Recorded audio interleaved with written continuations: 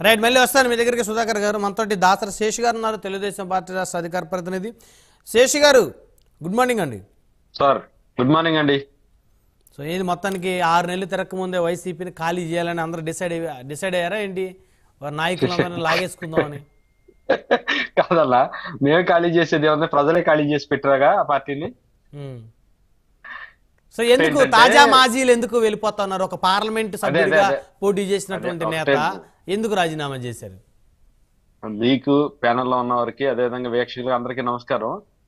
అంటే ఏదైనా ఒక నాయకత్వానికి సంబంధించి లీడర్షిప్ ఏదైతే ఉందో, అగ్రనాయకత్వం ఏదైతే ఉందో, ఆ అగ్రనాయకత్వం అనేది కొంచెం జవాబుదారీతనంగా ఉండి, కొంచెం అంటే ప్రజల్లో మన్ననలు, ఎస్పెషల్గా పార్టీలో ఉన్నటువంటి మిగతా లీడర్స్ కానీ కార్యకర్తల మన్నలు కానీ పొందే విధంగా ఉంటే అన్న ఆ పార్టీ ఏదైనా కనుక మరుగడ సాధిస్తుంది. మీరు ఇందాక కాంగ్రెస్ టీఆర్ఎస్ పార్టీని కూడా పోల్చారు కాబట్టి ఆ పార్టీ కానీ ఈ పార్టీకి కానీ ఉన్నటువంటి డిఫరెన్స్ చెప్తాను మీకు. ఇక్కడ చంద్రబాబు నాయుడు గారు కూడా చాలా సార్లు ఓడిపోయాడు, గెలిచాడు అన్న. కానీ ఓడినా గెలిచినా పార్టీకి, పార్టీ కార్యకర్తలకు ఒక నమ్మకాన్ని కలిగించడం, ప్రజలకు కూడా ఒక భరోసానిచ్చి నేను మరలా విన్ అయితే ఇది చేస్తానని చెప్పని ఒక ధైర్యాన్ని, నమ్మకాన్ని కలిగించడం జరుగుతాం. అదే విధంగా అన్న కేసీఆర్ గారు ముఖ్యమంత్రి కాకముందు ఎంతైతే రోడ్ల మీదకి వచ్చి ధర్నాలు, దీక్షలు ఎన్నైతే చేశారో, తెలంగాణ కోసం పోరాటం చేశారో, కేసీఆర్ గారు కనుక ముఖ్యమంత్రి అయితే రాష్ట్రం అభివృద్ధి చెందిద్దని ఏదైతే అనుకున్నారో, ఆ యొక్క ప్రజాభవన్లో పెట్టుకుని సామాన్యుడు అనేవాడు ముఖ్యమంత్రి గారిని టీవీలోని, పేపర్లోని తప్ప రియల్ గా చూసే అవకాశమే లేకుండా చేసుకున్నాడు. పూర్తి స్థాయిలో ఆయన ఒక ఏదో దైవాంశ సంభూతుడిగా ఆయన ఒక సీట్ లో కూర్చుని అదే చెప్తా చివరిలో ఏది ఆయనతో ఉండి పిల్లర్ గా పనిచేసిన రైట్ హ్యాండ్, ఆయన కుడి భుజానికే ఆయన కలవడానికి వెళ్ళి వెనక్కి తిరిగి వచ్చే పరిస్థితి, సెక్యూరిటీ ఆపి వెనక్కి పంపిన పరిస్థితి, మళ్ళీ మంత్రిగా ఉన్నారు ఆయన, లేకుండా పోయింది. అట్లానే 2014 వైసీపీ 5 లక్షల ఓట్లు వెరీ ఎడ్జ్ లో ఓడిపోయింది. అవును, ఓడిపోయిన తర్వాత 2014 to 2019 జగన్మోహన్ రెడ్డి గారు ఓ పక్కన పార్టీలో లీడర్స్ ని కానీ కార్యకర్తలను కానీ ఉత్తేజపరుచుకోవడంతో పాటుగా రాష్ట్ర ప్రజలకు కూడా ఒక అవకాశం ఇవ్వండి నాకు అని పాదయాత్ర చేయటం కానీ, ఎక్కడ ఇన్సిడెంట్ జరిగినా కూడా ఇమీడియట్ గా రియాక్ట్ అయ్యి వెళ్ళడంతో పాటుగా ఏదైతే ప్రజలందరికీ కూడా అందుబాటులో ఉండి అతను ఇచ్చినటువంటి హామీలు కానీ, రాజశేఖర రెడ్డి గారి బిడ్డ కానీ నన్ను కూడా చూడండి ఒక అవకాశం ఇవ్వండి ఏదైతే అయినా ఒక ప్రయత్నం చేశాడో ప్రజలందరూ కూడా చాలా పెద్దగా బిలీవ్ చేశారు. బిలీవ్ చేయబట్టే రాష్ట్ర చరిత్రలో ఎన్నడూ లేని విధంగా 151 మ్యాండేట్ అవుట్ ఆఫ్ 175 151 సీట్లు అంటే అసలు మామూలు విషయం కాదు కదండి. అందరూ ఏమనుకున్నారు, ఈవెన్ వైసీపీలో వాళ్ళు కానీ మిగతా వాళ్ళు కానీ మీరు కానీ ఎంత దారుణంగా ఉన్నా కూడా 51 పోయినా 100 సీట్లతో మళ్ళీ వస్తాడు జగన్మోహన్ రెడ్డి అనేటువంటి పరిస్థితి వచ్చింది. ఎందుకంటే 151 ఢీకొట్టి మరలా అధికారంలోకి రావడం ఏదైనా పార్టీ అంటే అది హైలీ ఇంపాసిబుల్. ఈయన కూడా ఏం చేశాడంటే బిగ్గెస్ట్ జోక్ ఏంటంటే ఎవరైనా వరదలు కానీ ముంపులు కానీ ఏదైనా వచ్చినప్పుడు ఒకటి ఏరియల్ సర్వేకి హెలికాప్టర్ లో దిగటం ఇష్టం లేకపోతే హెలికాప్టర్ లో ఏరియల్ సర్వేలు చేసుకుంటాం. 2 లేదంటే ఏదైనా కానవాయో బస్సో పెట్టుకుని వెళ్ళిన తర్వాత దిగి అక్కడ ఉన్నటువంటి పరిస్థితులు చూసుకుని అక్కడ ఉన్నటువంటి రైతులో లేదా బాధితుల్లో ప్రజలతోనో మమేకమై మాట్లాడొస్తాం.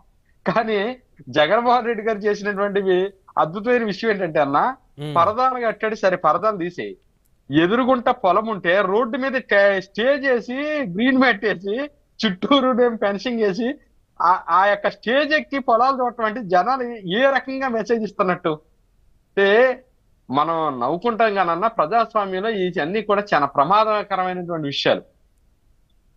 ఎందుకంటే మనం చేసేటువంటి పనులు ప్రజలు చాలా ఈ రోజు అన్న వాట్సాప్లు వచ్చిన తర్వాత, ఈ ఇంటర్నెట్లు వచ్చిన తర్వాత, యూట్యూబ్లు వచ్చిన తర్వాత, స్మార్ట్ ఫోన్లు వచ్చిన తర్వాత ప్రపంచంలో ఏ మూల ఏ జరిగినా కూడా with in minutes or with in seconds మన అరచేతిలోకి వచ్చేస్తుంది.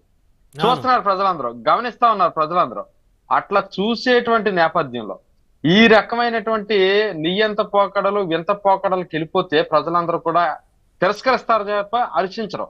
ఇప్పుడు కూడా చూడండి, ఓడిపోయిన తర్వాత కూడా ఏ పార్టీ నాయకుడైనా సరే, ఇప్పుడు 2019లో మేము ఓడిపోయినాం, పవన్ కళ్యాణ్ గారు ఓడిపోయినారు, ఏం చెప్పారు? ప్రజలు ఇచ్చినటువంటి తీర్పుని మేము గౌరవిస్తాం, ప్రజలు ఇచ్చినటువంటి తీర్పు ఎందుకు ఇట్లా జరిగింది, ఎందుకు మేము ఓటమి చెందాం అనేది మేము అంతర్గతంగా విశ్లేషణ చేసుకుంటాం.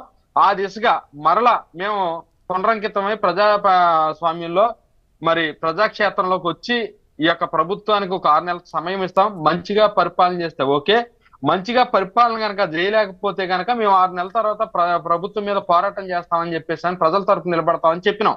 ఇది రెస్పెక్టబుల్ ఆన్సర్ ప్రజలకి. ఈయన గెలిచి ఉన్నప్పుడేమో మంచిగా గెలిచినట్టు, ఈయన సక్సెస్ అని గెలిచినట్టు, ఈ ఓడిపోయిన తర్వాత ఏం మాట్లాడాడన్నా ప్రజల యొక్క తీర్పుని ఎంత అవమానపరుస్తాడు. నేను బట్టను నొక్కిన డబ్బులన్నీ ఏడబోయినా నాకు తెలియలేదు, అవ్వతాతల ప్రేమాభిమానాలు ఏడబోయినా నాకు తెలియలేదు, అక్క చెల్లెముల డబ్బులన్నీ ఎటుపోయినాయో నాకు తెలియదు అంటే నీ సొంత డబ్బులు ఏమన్నా నొక్కినావా? నీ జేబులో డబ్బులు ఇచ్చినావా? లేదా మీ నాన్నగారు సంపాదించినటువంటి ఆస్తిపాస్తులు ఏమన్నా ప్రజలు పంచినావా? ప్రభుత్వ డబ్బే కదన్నా. నువ్వు జస్ట్ ఎవరైనా ప్రభుత్వం డబ్బే వస్తుంది. ఈ రోజు కూటమి ప్రభుత్వం ఇచ్చినా, ఆ రోజు జగన్మోహన్ రెడ్డి గారు ఇచ్చినా ప్రజల డబ్బు. అదే అన్న లేదా పవన్ కళ్యాణ్ గారు లాగా ఆయన ఏదో సినిమాల్లో సంపాదించిన డబ్బు కౌలు రైతులు చనిపోతే ఆయన ఇచ్చినట్టుగా ఆయన ఇచ్చావా? లేకపోతే ఎన్టీఆర్ ట్రస్ట్ ద్వారా భువనేశ్వర్ గారు, చంద్రబాబు నాయుడు గారు సాయం చేసినట్టుగా, లేదా బాలకృష్ణ గారు ఏదో క్యాన్సర్ హాస్పిటల్ నుంచి చేసినట్టు నువ్వు ఏమన్నా నీ సొంత డబ్బు ఏం చేసింది లేదు కదన్నా. ప్రజల డబ్బే కదా నువ్వు చేసింది. అంటే నిన్ను 151 సీట్లు ఉన్నటువంటి పార్టీని మధ్యలో 5 ఎగరగొట్టేసి 6 మాకి పెట్టి 161 సీట్లు మాకు ఇచ్చారంటే నీ యొక్క బిహేవియర్, అడ్మినిస్ట్రేషన్ తో పాటు బిహేవియర్ ఎంత దరిద్రంగా ఉండుంటే ప్రజలు అంత బలమైన తీర్పిచ్చి ఉంటారు. ఆలోచన చేసుకోవాలి కదా. ఈ రోజును కూడా చూడండి, అతను బయట వచ్చిన తర్వాత నిజంగా బాధితులు నువ్వు చెప్పినట్టుగా 25 మంది బాధితులు ఉన్నారనుకుంటే 25 మంది దగ్గరికి వెళ్ళి నువ్వు పరామర్శించి రావాలి కదా. నువ్వు ఎక్కడ విజిట్ పెట్టావు? ఆయన చెప్పినట్టు 30 మంది ఎక్కడ విజిట్ పెట్టాడన్నా? దేశం అంతా నివ్వెరపోయేలాగా చూసినటువంటి ఈవీఎం మిషన్ బద్దలు కొట్టినటువంటి పిన్నెల్లి రామకృష్ణారెడ్డిని చూసొచ్చి అక్కడ కూడా ఏం మాట్లాడతాడన్న ఈయన? అక్కడ ఉన్నటువంటి పరిస్థితుల్లో కోపం వచ్చిందంట, బీపీ పెరిగిందంట, అందుకు దాన్ని నేలకేసి బాధాడట. అంటే ఇలాంటి ఆలోచన విధానం ఉన్నటువంటి నాయకత్వంలో పనిచేయడానికి ఎవరు మాత్రం ఇష్టపడతారు? అలాంటి ఆలోచన ఉన్నవాడు తప్ప జెన్యూన్ గా రాజకీయాల్లోకి వచ్చి కానీ, రాజకీయాల్లో ఏదో చేద్దామని కానీ, ప్రజలకు ఏదో చేద్దామనేటువంటి ఆలోచన ఉన్నప్పుడు పార్టీల్లో ఏంటంటే డిఫరెంట్ ప్లాట్ఫామ్స్, ఏది ప్రజాసేవ చేయడానికి ఒక్కొక్కరికి ఒక్కొక్క పార్టీలోకి అవకాశాలను బట్టి వెళ్తా ఉంటారు, వస్తా ఉంటారు, లేదా సిద్ధాంతాలను బట్టి జరుగుతూ ఉంటది. కానీ ఈయన సిస్టమ్ అర్థమైన తర్వాత నిన్న ఢిల్లీలోకి పోయి కూడా ఏం మాట్లాడతాడన్నా, నిన్న మేము అధికారంలో ఉన్నాం, ఇవాళ మీరున్నారు, రేపు మళ్ళీ మేము వచ్చేస్తాం. అంతేగాని ప్రజాస్వామ్యంలో ప్రజలకు అనుగుణంగా మనం ఎట్లా పని చేయాలి అనేటువంటి ఆలోచనలో ఒక్క రోజున ఎన్ని మొక్కలు నరికిచ్చేసాడన్న ముఖ్యమంత్రి గారిగా వస్తున్న పాపానికి ఎంత మందిని ఇబ్బంది పెట్టినటువంటి పరిస్థితి ఉంది. హత్యలన్నీ చేయించినటువంటి వ్యక్తి అసలు మేము ఉండంగా చాలా అద్భుతాలు చేసామని మాట్లాడుతా ఉంటే నిజంగా కూడా జనాలు నవ్వుకుంటా ఉన్నారు. ఇంత ట్రాన్స్పరెన్సీ, ఇంత అద్భుతమైన నటన ఎక్కడి నుంచి వచ్చిందిరా ఈయన దగ్గర నుంచి అని. ఇప్పుడు డాక్టర్ సుధాకర్ దగ్గర నుంచి డాక్టర్ సుధాకర్ దగ్గర నుంచి మాచర్లు పోతే బోండా ఉమ్మ గారి మీద దాడి గాని, లేకపోతే పిన్నెల్లి రామకృష్ణారెడ్డి గారి మీద దాడి, అది మన బ్రహ్మారెడ్డి గారి మీద దాడి గాని, లేదా పట్టాభి మీద దాడి గాని, డాక్టర్ సుధాకర్, జడ్జి రామకృష్ణ గారు, లేకపోతే అమర్నాథ్ గౌడ్, చెప్పుకుంటా పోతే కొన్ని వందల ఇన్సిడెంట్లు ఉన్నాయి కదన్నా. చంద్రయ్య గారు కానీ, జాలయ్య గారు కానీ, నందం సబ్బయ్య గారు కానీ ఎంతో మందిని చంపేశారని ఏ ఒక్క రోజన్నా ఒక స్టేట్మెంట్ అన్నా యాజ్ ఎ చీఫ్ మినిస్టర్ ఇచ్చినటువంటి పరిస్థితి ఉందా? ఏ ఒక్కరికైనా అనంతబాబు లాంటి వ్యక్తుల మీద ఏదైనా చర్యలు తీసుకున్నటువంటి పరిస్థితి ఉందా? ఏమీ లేకుండా ఈ రోజు మేము శుద్ధపూసలం మా అధికారంలో ఉన్నప్పుడు చాలా అద్భుతాలు చేశాము, చాలా మంచి చేశాడు. నిజంగా మంచి చేసి ఉంటుంటే 151 సీట్లు పార్టీలు 11కి ఎందుకు మిగిల్చుంటారు? ఆలోచన కనీసం చేసుకోవాలి కదా. అరే నెల రోజులు అయ్యేసరికి ఓ పక్కన నువ్వే చెప్పావు అసెంబ్లీలో 18 మినిమం సీట్లు కనుక లేకపోతే చంద్రబాబు నాయుడుకి ప్రతిపక్ష హోదా కూడా ఉండదు, నీ 5 పోయినారు ఆల్రెడీ, నేను కన్నెర చేస్తే నీకు అది కూడా ఉండదు చంద్రబాబు అని అసెంబ్లీలో ఆన్ రికార్డ్ చెప్పినటువంటి మాటలు ఇంకా ఉన్నాయి కదా. మరి 18 సీట్లు లేనప్పుడు 11 సీట్లే ఉన్నప్పుడు నీకు ప్రతిపక్ష నేత హోదా లేనట్టే కదా. లేనప్పుడు నువ్వేమో స్పీకర్ కి లెటర్ పెట్టినావు, అయిపోయింది. తర్వాత కోర్టుకు పోయినావు. అంత దాహం ఏంటి? అధికార దాహం ఏంటి? నువ్వు ప్రజల్లోకి వెళ్ళు, ప్రజల్లో ప్రభుత్వం ఏదైనా చేస్తే పోరాటం చేయి, ప్రజల పక్షాన పోరాడు. నిజంగా నీ పోరాటం నచ్చిందంటే, ప్రభుత్వం మీద వ్యతిరేకతుంటే మరలా నువ్వు రావచ్చు కదా. అంతేగాని నెల రోజులు అయ్యేసరికి ఢిల్లీ పోయి ఆంధ్రప్రదేశ్ అంక చూడండి అక్కడంతా రాక్షసత్వం జరిగిపోతా ఉంది, మళ్ళీ మాకు సపోర్ట్ చేయండి, అధికారం కోసం నేను పాకులాడుతా ఉన్నా, నా ఎంక చూడండి అని చెప్పడం.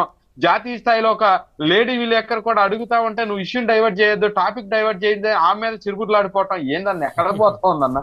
అంటే ఇలాంటి నాయకత్వంలో పనిచేయడానికి ఈవెన్ అలాంటి మనస్తత్వం ఉన్న వాళ్ళు కూడా రెడీగా ఉండేటువంటి పరిస్థితి ఉండదు.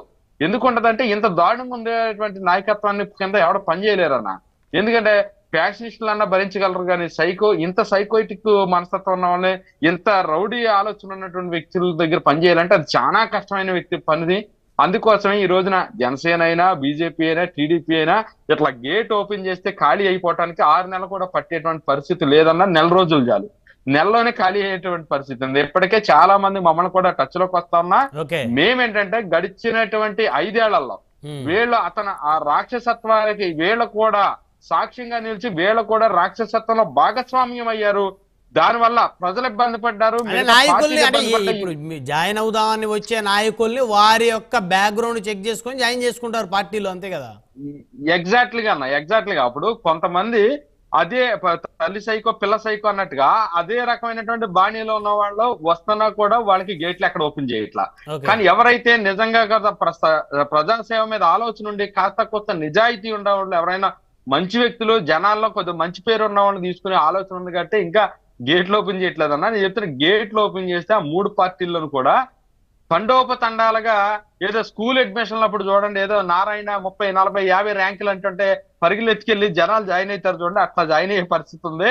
మేము ఆపుతా ఉన్నాం. అది ఇంటర్నల్ గా కూడా అధినేతలు కూడా డిస్కషన్ పెడతా ఉన్నారు. ఏది అటు పవన్ కళ్యాణ్ గారు కానీ ఇటు చంద్రబాబు నాయుడు గారు కానీ వీళ్ళకి కూడా ఎవరిని పడితే వాళ్ళని మేము వద్దంటే మీరు వద్దంటే మేము జాయిన్ చేసుకునేటువంటి పరిస్థితి లేకుండా మంచి వాళ్ళని పార్టీలు మనం మంచి అవకాశం ప్రజలు ఇచ్చారు కాబట్టి దానికి అనుగుణంగా పనిచేయాలంటే పార్టీ యాక్టివిటీ కూడా దానికి అనుగుణంగా ఉండాలని చెప్పేసి అని వారు కూడా ఆలోచన మీద మాట్లాడడం కూడా జరిగింది. రైట్, మళ్ళీ వస్తాను శేష్ గారు మీ దగ్గరికి. మనతోటి